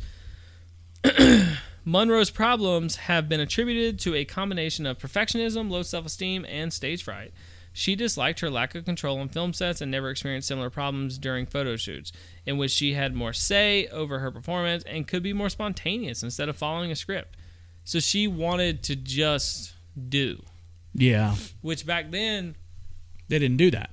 I don't necessarily think that was a thing. It was like stick to the script, which now you have people like Will Ferrell, John C. Reilly, like stuff like that, where you put those 2 in a room, Yeah. you give them an outline Yeah. of what should happen, and you just let them go. Well, another one, Johnny Depp. There are well-known ones of the Pirates of the Caribbean series. Yeah. Stuff that was not written in at all. And he just did it. He just said it. If you're the camera operator, you're told one thing: never stop filming, because he might say something That we so need naturally to hear. Yeah. that will be said on camera. I don't care how it looks; it'll be okay. Just fucking send it. And you were at that time where you read the script the way it's written. The director makes that call. He doesn't like it; he pulls it. Yeah. Like you said, it was a different time. It was a different time, dude. Of functioning. Oh, absolutely. 100%. But, ow. That'd be your head hitting the mic. To alleviate her anxiety and chronic insomnia, she began to use barbiturates and amphetamines and alcohol, which also exacerbated her problems, although she did not become severely addicted until 1956. According to Sarah Churchwell, some of Monroe's behavior, especially later in her career, was also in response to the condescension and sexism of her male co-stars and directors. Similarly, biographer Lois Banner has stated that she was bullied by many of her directors, which, I would bet. Yeah. So 1953, we have a rising star. Okay. She starred in 3 movies that were released in 1953 and emerged as a major sex symbol and one of Hollywood's most bankable performers. The first was the Technicolor film noir Niagara, in which she played I can't even pronounce this, femme fatale, scheming to murder her husband, played by Joseph Cotton. By then, Monroe and her makeup artist, Alan Whitey Snyder, had developed her trademark look. Dark arched brows, pale skin, glistening, red lips, and a beauty mark. We all know that fucking beauty mark. Mm-hmm. That like mole right. Now there's literally a piercing named after it. It's called the Monroe. Yep. When you get a piercing, Albany got it because she knew I was obsessed, and she was like, I was like, it would be so hot if you got the Monroe. Because when we met, she had short blonde hair, and I was like, get the Monroe, get the Monroe, get the Monroe. Jeez. And she got it. It's out now, but she said it was really annoying. I'm sure it was. Yeah.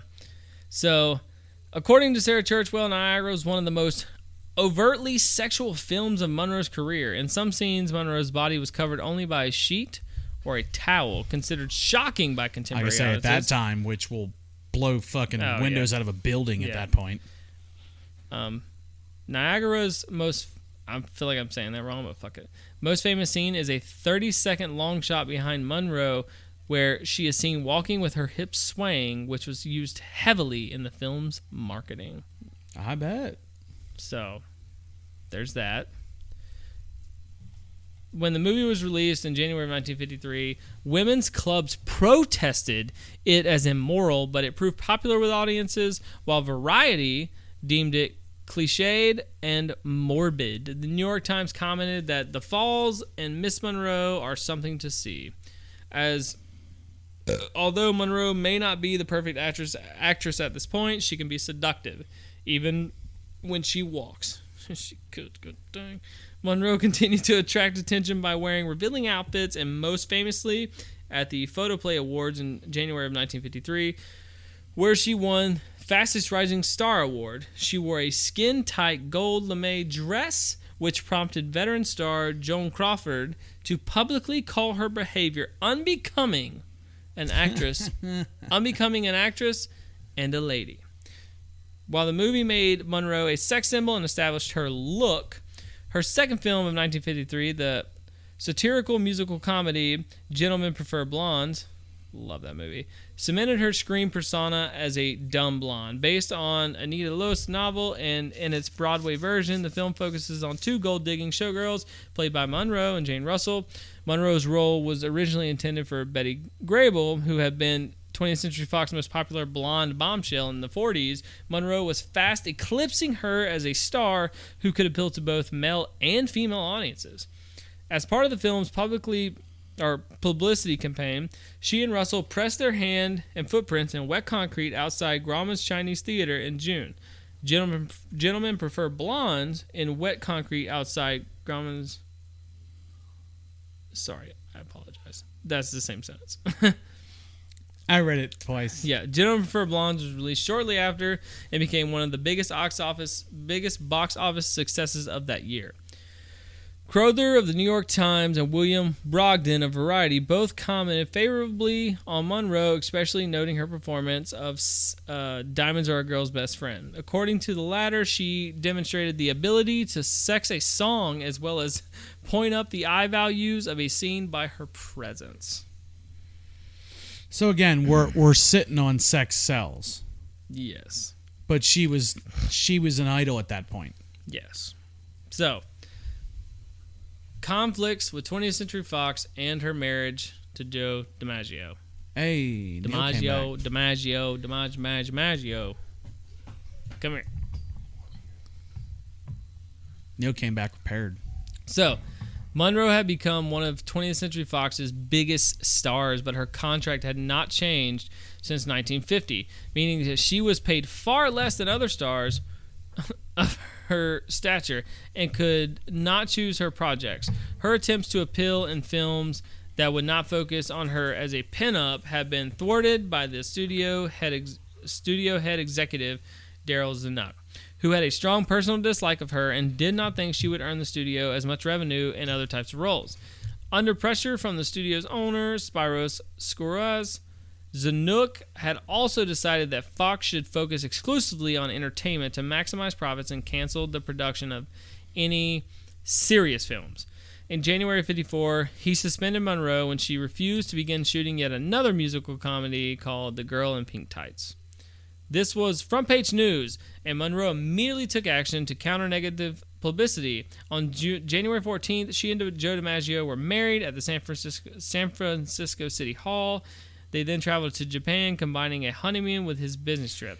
From Tokyo, she traveled alone to Korea, where she participated in the USO show, singing songs from her films for over 60,000 U.S. Marines over a 4-day period.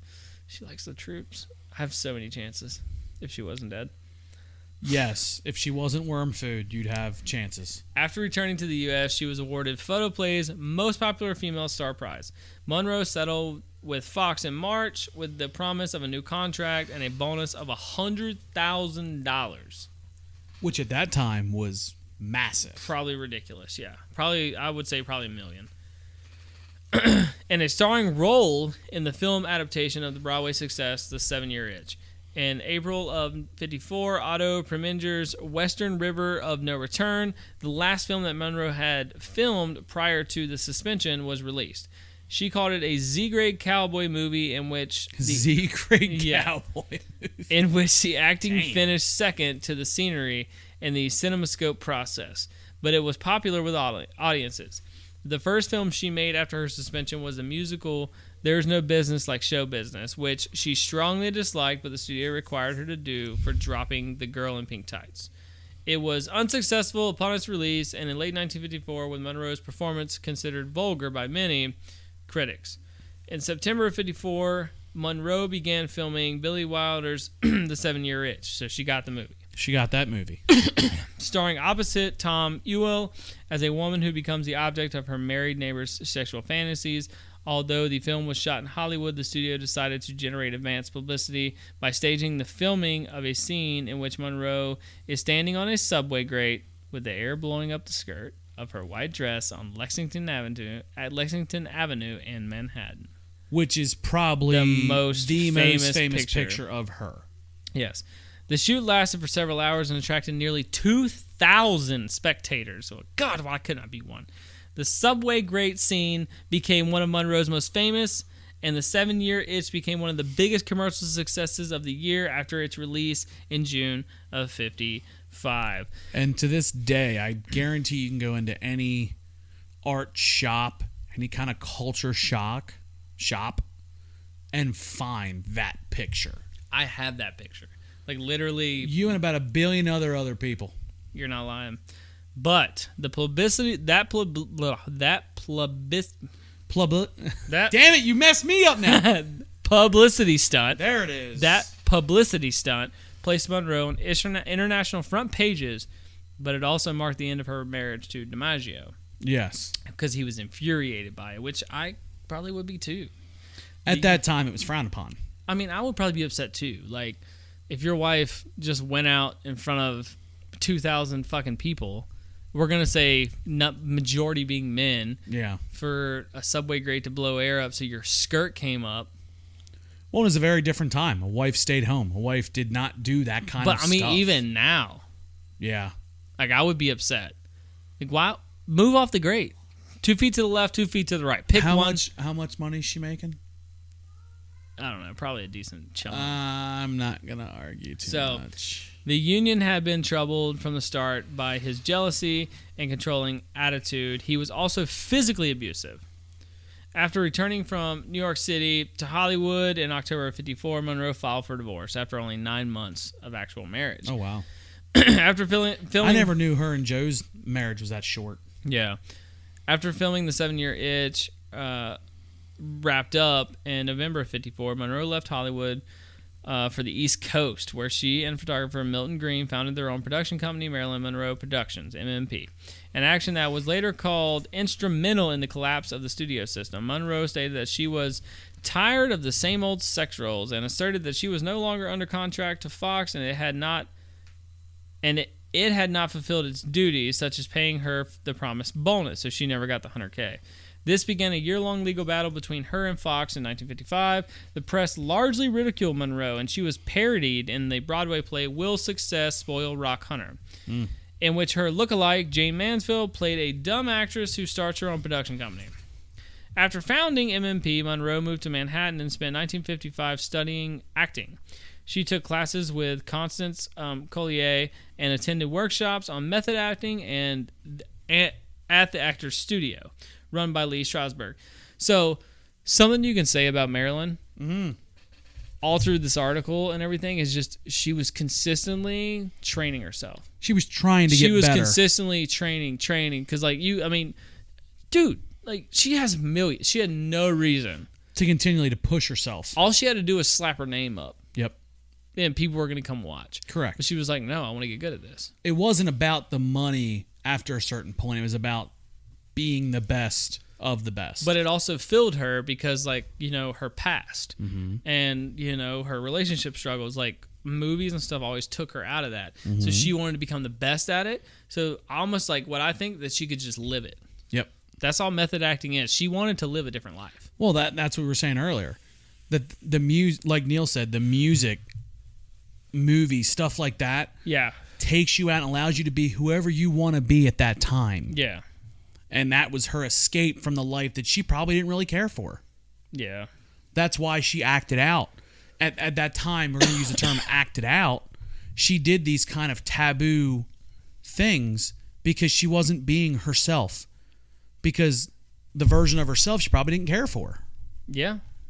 I mean, yeah. I mean, the way her childhood went, why would she care for herself?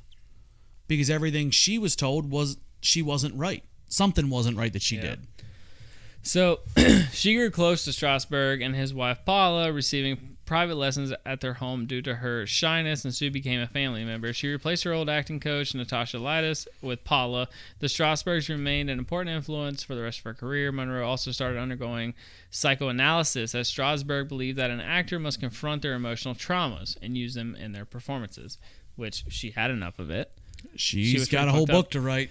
Monroe continued her relationship with DiMaggio despite the ongoing divorce process. She also dated actor Marlon Brando and playwright Arthur Miller. She had first been introduced to Miller by Elia Kazan in the early 50s. The affair between Monroe and Miller became increasingly serious after October of 55 when her divorce was finalized and he separated from his wife. The studio urged her to end it, as Miller was being investigated by the FBI for allegations of communism and had been subpoenaed by the House of Un-American Activities Committee. Wow, there's a House of Un-American Activities Committee. But Monroe refused. The relationship led to FBI opening a file on her. By the end of the year, Monroe and Fox signed a new 7-year contract, as MMP would not be able to finance films alone, and the studio was eager to have Monroe working for them again. Fox would pay her $400,000 to make 4 films and granted her the right to choose her own projects, directors, and cinematographers. She would also be free to make 1 film with MMP per each completed film for Fox. So give and take, but she was making all the dough. Like I say, she's getting paid an assload, Yeah. and now she's picking and choosing. Yeah, absolutely. Monroe began 1956 by announcing her win over the 20th Century Fox. The press now wrote favorably about her decision to fight the studio.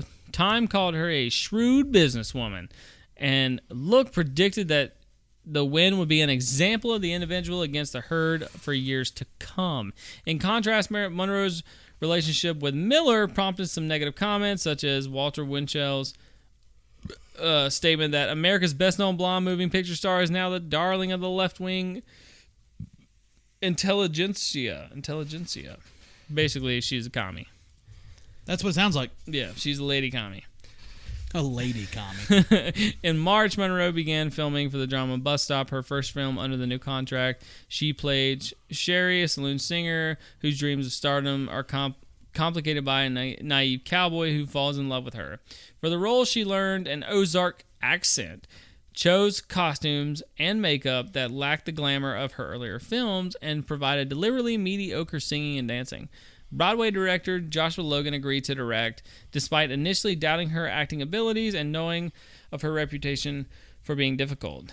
The filming took place in Idaho and Arizona, with Monroe technically in charge as the head of MMP, occasionally making decisions on cinematography, and with Logan adapting to her chronic lateness and perfectionism.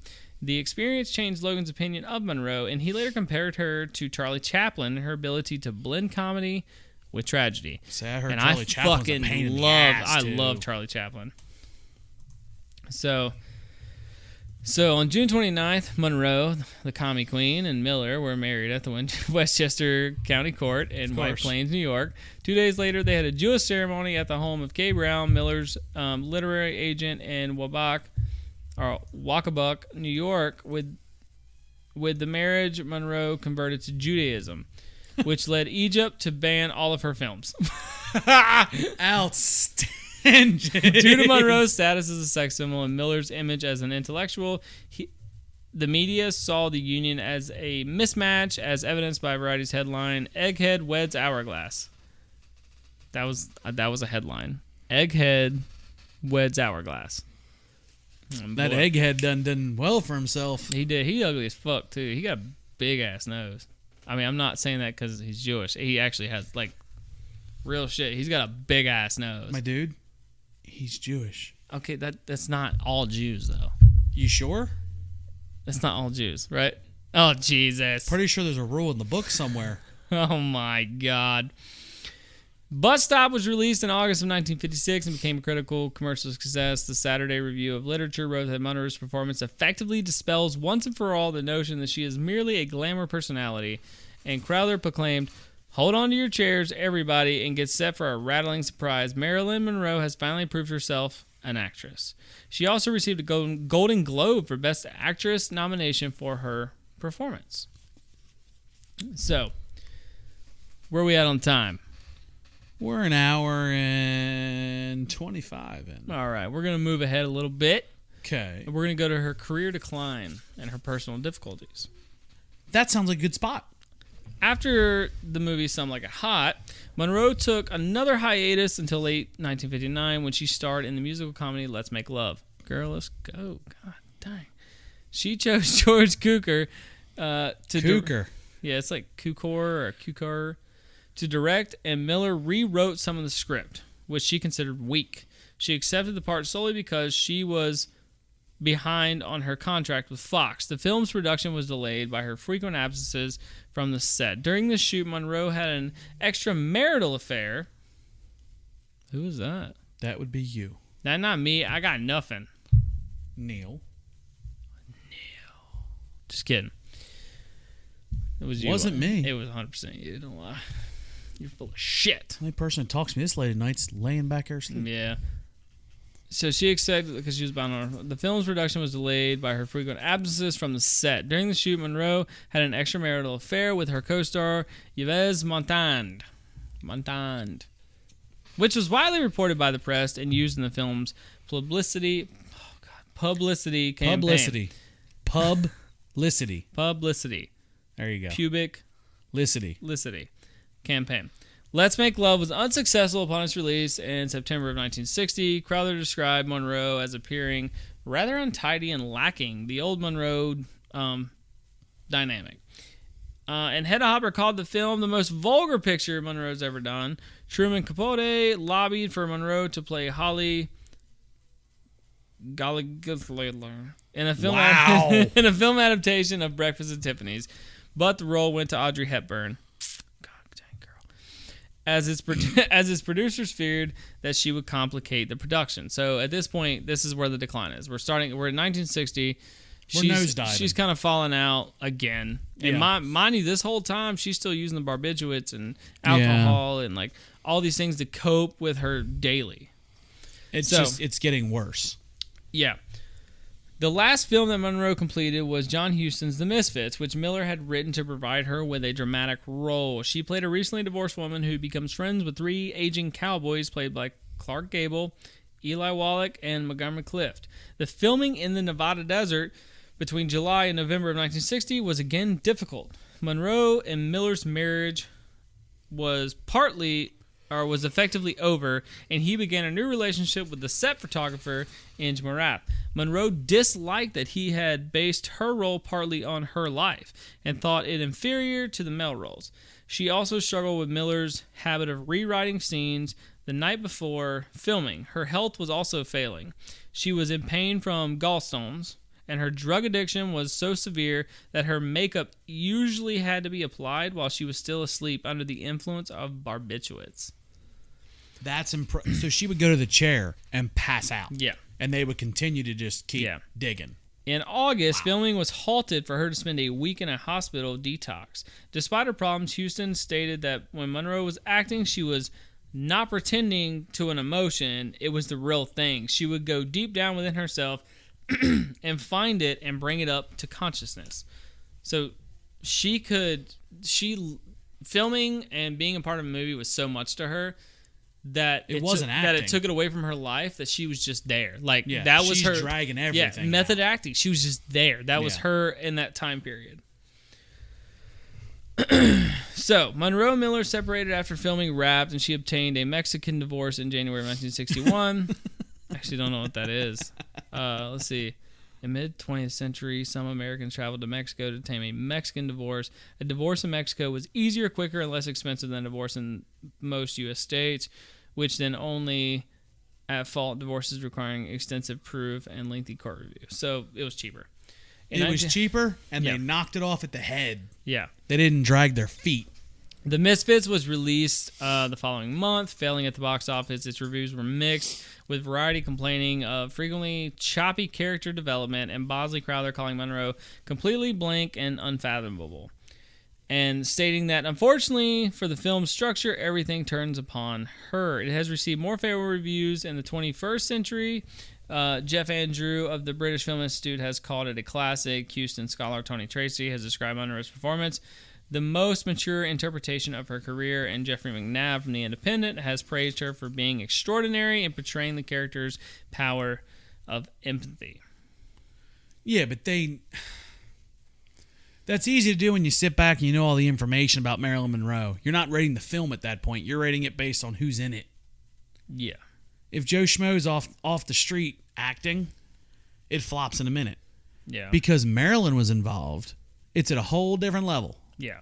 That's exactly what that sounds like. Oh, yeah. So, past this point, she actually, Monroe was next starring a television adaptation, but the project fell through as the network didn't want to hire her choice of director. Instead of working, she spent the first 6 months of 1961 preoccupied by health problems. Perfect. She underwent this is a hard word, cholecystectomy. Oh, that's right. Nice. And surgery for her endometriosis, and spent 4 weeks hospitalized for depression. No, good. So we're sinking. So not only is her body failing, her brain's failing as well. She was helped by ex-husband Joe DiMaggio, because that's been said over time is Joe DiMaggio loved her all the way through. Yeah. The allegations of like physical abuse, I think, have been fought, argued about. I'm sure there are question marks still. But back in that day, I don't think it was uncommon at all. She had rekindled a friendship with him and dated his friend Frank Sinatra for several months. Monroe was, God, she's so great. Big name after big name. Just dropping them. Big name. Monroe she also drug Sinatra into it. Yeah, she also moved permanently back to California in 61, purchasing a house in Brentwood, L.A. in early of 62. Monroe returned to the public eye in the spring of 62. She received a World Film Favorite, Golden Globe Award, and began to shoot a film for Fox called Something's Got to Give, to remake of My Favorite Wife. It was to be co-produced by MMP, directed by George Cukor, and to co-star Dean Martin and Sid. Name drops, baby. Days before filming began, Monroe caught sinusitis. Sinusitis? That's the sinuses when it's all fucked up. Yeah. Yeah. Despite medical advice to postpone the production, Fox began it as planned in late April. Monroe was too sick to work for the majority of the next 6 weeks, but despite confirmations by multiple doctors, the studio pressurized her by alleging publicly that she was faking it. On May 19th, she took a break to sing Happy Birthday to Mr. President on stage at President JFK's early birthday celebration at Madison Square Garden in New York. And there's where the shit starts. She drew attention with her costume, a beige skin-tight dress covered in rhinestones, which made her appear nude. Monroe's trip to New York caused even more irritation for Fox executives who had wanted her to cancel it. Monroe's next filmed a scene for Something's Got to Give in which she swam naked in a swimming pool. To generate advanced publicity, the press was invited to take photographs. These were later published in Life. This was the first time that a major star had posed nude at the height of their career, when she was again on sick leave for several days. Fox decided that it could not afford to have another film running behind schedule when it was already struggling with the rising cost of production. Cleopatra. Yeah, that's when Cleopatra, yeah. On June 7th, Fox fired Monroe and sued her for $750,000 in damages. She was replaced by Lee Remick, but after Martin refused to make the film with anyone other than Monroe, Fox sued him as well and shut down the production. The studio blamed Monroe for the film's demise and began spreading negative publicity. I tried to blackball her about her, even alleging that she was mentally disturbed. They went into blackball mode. Fox soon regretted its decision and reopened negotiations with Monroe later in June. A settlement about a new contract, including recommencing Something's Got to Give and a starring role in the black comedy What a Way to Go. She was reached later that summer. She was also planning on starring in a biopic of Jean Harlow. To repair her public image, Monroe engaged in several publicity ventures, including interviews and her first photo shoot for Vogue. For Vogue, she and photographer Bert Stern collaborated for 2 series on photographs, one a standard fashion editorial and another of her posing nude. Gosh, she liked posing nude. She was not scared of it. So, death and funeral. Okay. Here we go. During her final months, Monroe lived at 12305 5th Helena Drive. That's creepy. Helena. No. Oh. My parents' address is 12305. I was thinking about Helena, like My Chemical Romance. Oh, I didn't think about that. Yeah. Last song they ever sang about death. Yeah. Anyway. In the Brentwood, I wonder if that's tied in. No, it can't be. What? Helena. I doubt it. Maybe not. Maybe so. Who knows? In the Brentwood neighborhood of L.A., her housekeeper, Eunice Murray, was staying overnight at the home on the evening of August 4th, 1962. Murray awoke at 3 a.m. on August 5th and sensed that something was wrong. She saw light from under Monroe's bedroom, but was unable to get a response and found the door locked.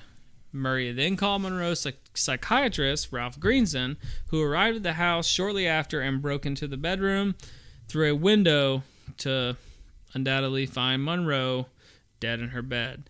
Her physician, his name's Hyman, Hyman Engelberg, arrived at around 3:50 a.m. and pronounced her dead at the scene. At 4:25 a.m., the LAPD was notified. It's a big gap. It takes a little bit of time. We're talking the 50s. Yeah. Monroe died between... We're sending a fucking pigeon down the street and hoping that some bitch makes it. Yeah. Monroe died between 8:30 and 10:30 p.m. on August 4th, and the toxicology report showed that the cause of death was acute barbiturate poisoning. She had 8 milligram percent, so milligrams per 100 milliliters of solution, chlorohydrate, and 4.5% milligrams of pentobarbital. Is she smoking this? Is she shooting in her blood? It? I think she was like a pillhead, dude. Oh, is that where barbiturates are? Yeah, she was throwing pills. Oh, okay. Yeah. Empty medicine bottles were found next to her bed. Okay, medicine bottles. Yeah, the possibility that Monroe had accidentally overdosed was ruled out because the dosages found in her body were several times over the lethal limit. So she knew what she was doing. Yes. So, hang on. Here we go. The LA County Coroner's Office was assisted in their investigation by the LA Suicide Prevention Team, who had expert knowledge on suicide. Monroe's doctor stated that she had been prone to severe fears and frequent depressions with abrupt and unpredictable mood changes, and had overdosed several times in the past, possibly intentionally. Due to these facts and the lack of any indication of foul play, the deputy coroner classified her death as a probable suicide. Now, it's been speculated heavily over the last 60 years. Mm-hmm. And there's some conspiracies. I believe Jackie Kennedy's name is thrown out there pretty damn consistently, that Jackie killed her. I have 4 conspiracy theories. I want to hear the conspiracy theories. I okay. Know those. Number 1, yeah, as you were talking about, the Kennedys. Just 2.5 months after her famously sultry performance of Happy Birthday at President JFK's 45th birthday, she was found dead. Yeah. Kennedy and his younger brother, U.S. Attorney General, old Robbie Kennedy, yeah, feature heavily in several Monroe murder conspiracies. In 2007, Australian filmmaker Felipe Mora discovered a partially redacted FBI document that suggests Robert Kennedy, also said to have had an affair with Monroe, like his more famous brother, may have been complicit in a plot to induce her suicide.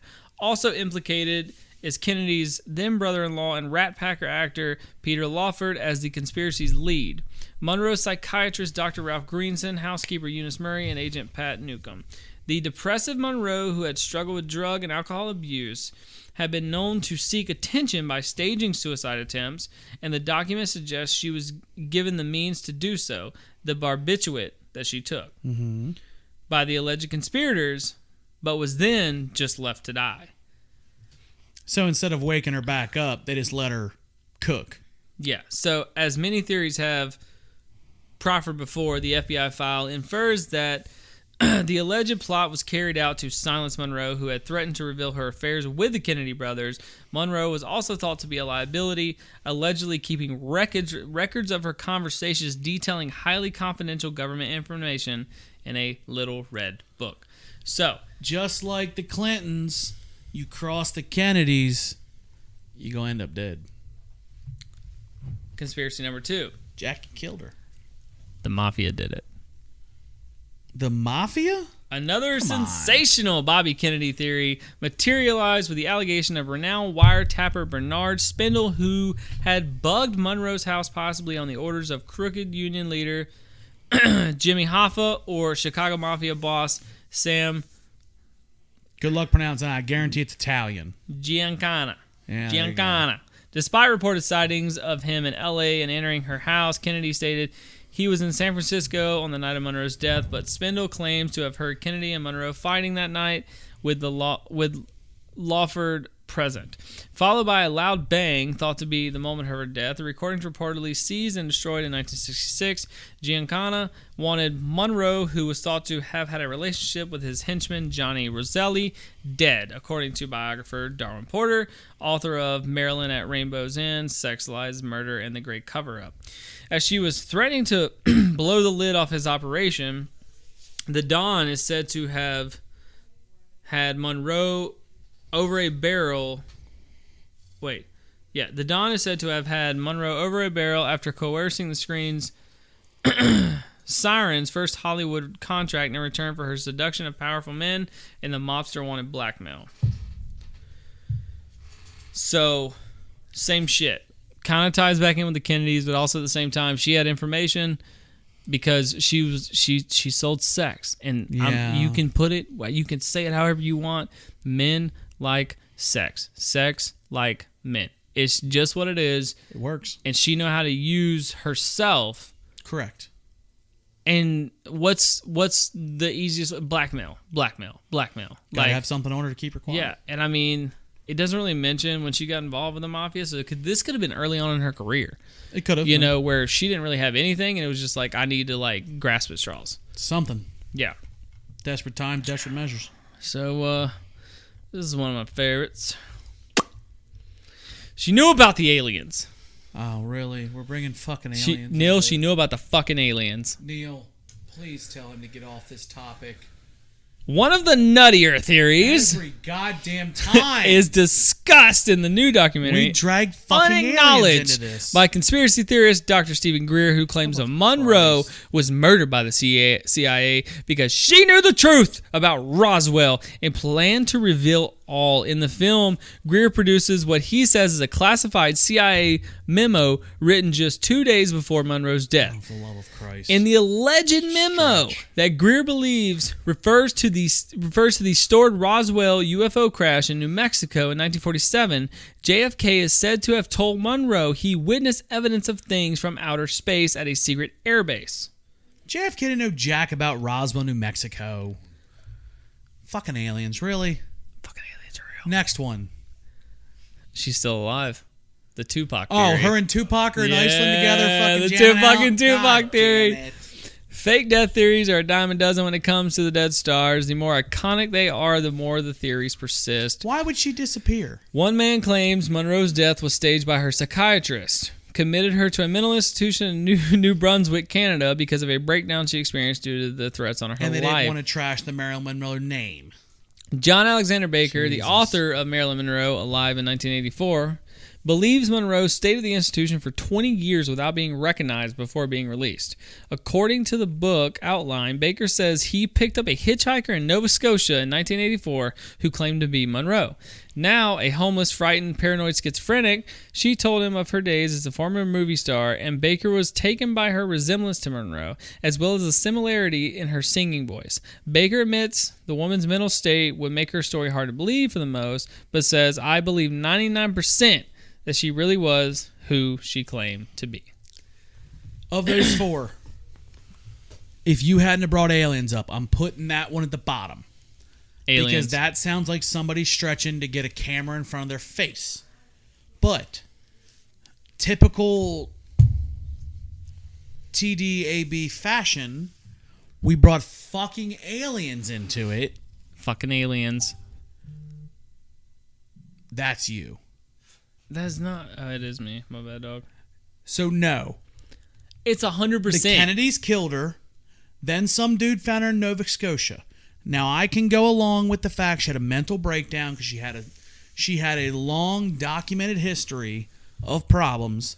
They disappeared her to save the Marilyn Monroe name because just like anything nowadays, it's about selling a name. Yeah. Because you wouldn't be wearing that shirt today if she had a mental breakdown and everybody knew about it. There's no way.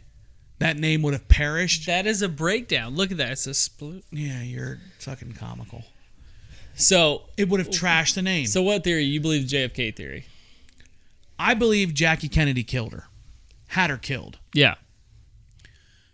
There have been too many things where they made very valid points. Jackie was even known to say that she's better looking than me. It was a different time. Jackie knew that Yeah, JFK even being JFK was fucking everybody. doesn't matter. JFK would have brought her in house. How many people did she get in house with? DiMaggio, Sinatra.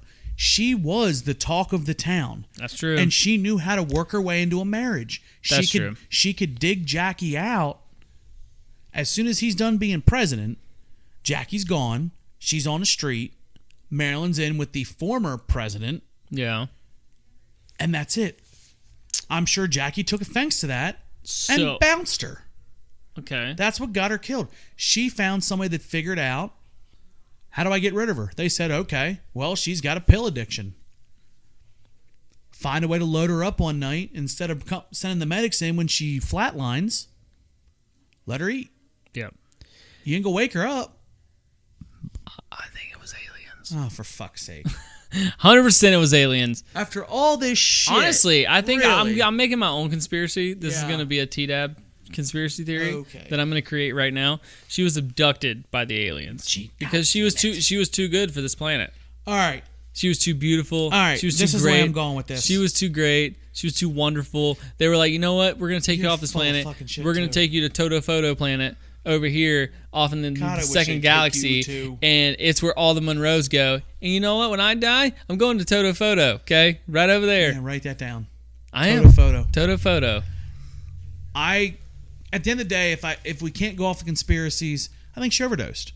She She had a OD'd. lot She of OD'd. mental issues. She went through a lot of shit in her Well, life. and it's also that thing of She like used her career to hide. you were taking drugs, Yes. barbiturate. You were popping pills, Yes. and you got too used to it. You built up a tolerance, and Well, that and she was up and down. you went into One deep day we're depression. good, Yeah, one day we're and bad. You were like, instead of taking 5 pills, I'm going to take 6 pills. Well, 6 pills was too much. You know what I mean? That type of deal. You're So, playing with a very thin line. guys, that is Marilyn, my baby, my wifey and another lifey. I can't believe of all the fucking Monroe. topics you brought aliens into it. Aliens win every time. I'm going to Toto Photo. I don't know what you're doing. Whatever, write it down. I'm going. Billy, Yes, thank you for the topic. you're welcome. I cannot believe we got to aliens. We did. We're always going to get there. Let's review this beer. Absolutely. So, You brought fucking aliens into it. yes. Really? Holy fuck, dude, it's late. I didn't realize how late it was. You'd be all right. Good for you. So, Neil, we want to thank you so much for bringing this beer to us. We It thoroughly is appreciate from it. Duclaw Brewing Company, the Sweet Duclaw. Baby Jesus. Just say it with me. Duclaw. Yeah, Duclaw. Not do. Duclaw. Duclaw. Take the U out. Put a flat A in it. Duclaw. Duclaw. No, Jesus. Can you say it right, Neil? There it is. Duclaw. Duclaw. Yeah, Duclaw. Jesus Christ. Brewing Company, Sweet Baby Jesus, the chocolate peanut butter porter. As far as bottle art goes, I know with bottles it's kind of weird. You can only weird. do so much. I don't even- I like the font. Yeah, I like that they went with like the peanut butter brown as the outline. it helps. Overall, a pretty selling beer. I mean, it's I think it's something. I think the name alone sells it yeah, Sweet Baby Jesus is hilarious. So because you're gonna see it in the store and go, "What?" The it makes fuck me is think of that? Talladega Nights. Save me, Jesus! I'm Yeah, on fire. Save me, Jesus. Sweet Yeah. Baby Jesus. So I'm gonna give, as far as bottle art goes, I'm gonna give it a 4.5. Okay. Taste. Neil's gonna be pissed. Taste is I love you, dude, but it's gonna get a 1. 1 out of 5. I didn't even get through that much of it. I mean, it's for me. I was hoping for more peanut butter. Like if it had more peanut butter taste, I think I'd be in. But because it does taste like Death Wish black coffee, but it tastes like cold Death Wish black coffee to me. If they would have really enhanced that peanut butter, Neil, go downstairs.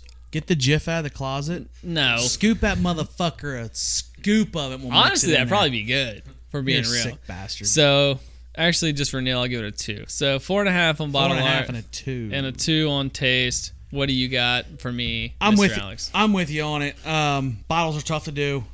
I think a lot of companies will try to match the can to the bottle, which I think at that point you overdo the bottle.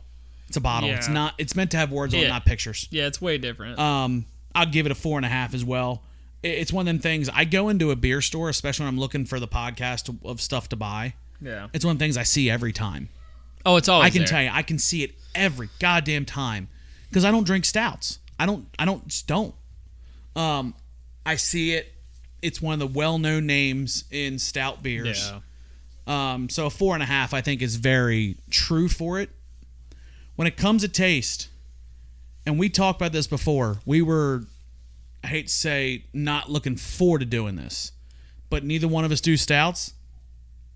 I'm gonna give it a 4.2 on taste. Oh shit. I like it because Alex likes it. honestly, when we drank it, tastes like black coffee. Yeah. I like black coffee. It doesn't have an aftertaste. I'll give you that to start. It does not have a harsh aftertaste. It is a very bitter, hard nose. Yeah. She ain't gonna drink it. No, fuck no. Somebody that drinks seltzers ain't gonna drink it. No, It it's doesn't definitely- it has no sweetness to it. It's a very bitter, flat, just in your face stout. Yeah, I it's liked it though. good. Honestly, I didn't expect to like it. I've only had it one other time. I know I didn't care for it then, but I was a lot younger. Yeah. I like it. Now, is it something I'm going to chase down? I have to be in the mood for it. I will say I will have to be in the mood for it. But again, it didn't leave a harsh aftertaste, which I really expected just because of the hard flavor of it. Yeah. But it tastes like cold coffee. I mean, honestly, when we first drank it, it was like, damn, that tastes like the Starbucks cold brew that Jordan buys. Yeah. And I literally put that over ice in the morning. If I drink hers, that's what I drink. Nice. So, I mean, 4.5 for bottle art, 4.2 for taste. Neil, appreciate you bringing it. Appreciate you joining us. I know you're double fiving it, right? For sure. Yeah, Neil's double That's five. Neil's go-to. Oh yeah, absolutely. Yeah, Neil, we want to thank you so much for joining us on Two Dudes and a Brew. Yeah, thanks for having me. I'm glad you finally made it to an episode. We're here. We've been trying to schedule this for so long, and it just happened to. I'm pretty work sure out. we're at a month at this point. We're over a month, for sure. For sure. But it worked out great. Obviously, we're giving our honorable brewski to the beautiful, wonderful, alienated. Get it? What I did There's there? no Alienated alien. Shut the fuck Marilyn up. Monroe. God damn it. No, we're getting to Neil. Living on Neil brought beer, God living damn it. on Toto Photo. Shut up. Monroe. Maybe he is Marilyn Monroe. Maybe he's an alien. Maybe he's Marilyn Monroe dressed in an alien costume and looks like Neil. Billy, What? wrap it up. You want to make out, Neil? Jesus. Not yet? Okay, we need more beers for that. What? You got anything? I'm good. Neil, you got anything? No. Jordan, you got anything? Take us out. Guys, thank you so much again for listening to us. You can find us anywhere that you get your podcast. This has been Two Dudes in a Brew. I'm Billy. I'm Alex. And I'm Neil. For producer Albany, producer Jordan. And guest star Nilfords. Macy's, she gave up on us tonight. Yeah. Thank you guys. We'll see you next time. Billy, Neil, cheers. Cheers, my guys. Yeah.